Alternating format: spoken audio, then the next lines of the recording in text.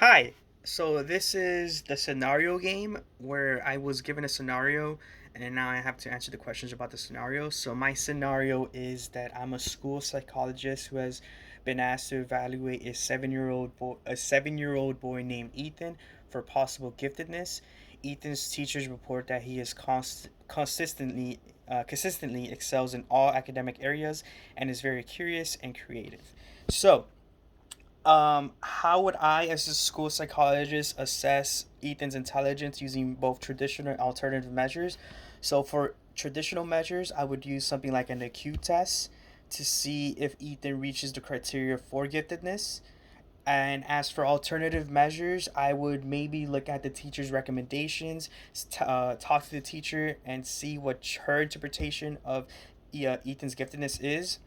I could also see a portfolio of all of Ethan's work to see how that matches up with other students in his grade level and students who are gifted. So for traditional, I would do an IQ test. For alternative, I would ask the interpretation of the teacher. I would also document. Me personally, I would document what Ethan is doing in the classroom and make an assessment myself personally.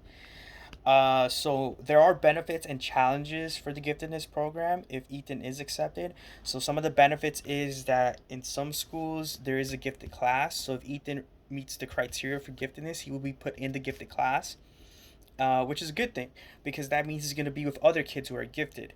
So if the whole classroom is gifted, the teacher that is assigned is specifically there to teach gifted kids. So she is going to teach the class different from a general education teacher. So the education plan is more individualized for giftedness. So, for example, kids in a gifted first grade or second grade class may be like in a third grade level as opposed to their counter peers.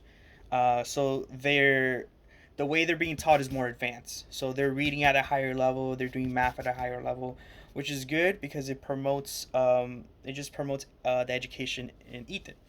Now there are some challenges. The gifted classes are harder, and that could put a strain on him.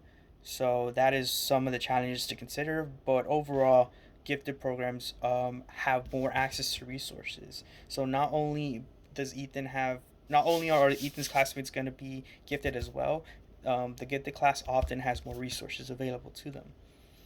So those are the benefits and challenges for the giftedness. So to help Ethan's parents understand his intellectual abilities, I would explain to them what the results of his IQ test was if we did an IQ test. I will also explain to them my observations, the teacher's observations, and show them any documentation just to show them how Ethan differs from all the other kids in the general education classroom and how he excels. And in order for me to provide Ethan with more enrichment at home, I would encourage his parents to I would encourage his parents just to embrace any how should I say it, to embrace what Ethan likes. So for example, if Ethan likes reading about space, get him space books and get him space books that are more advanced for his age, or maybe get him like a space science kit. So whatever Ethan likes to do, just provide give him more of that.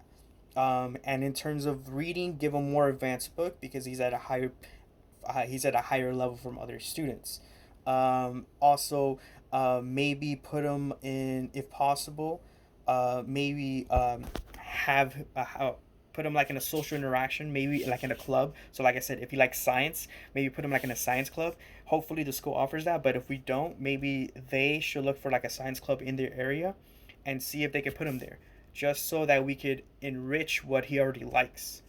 So yeah, this is my scenario.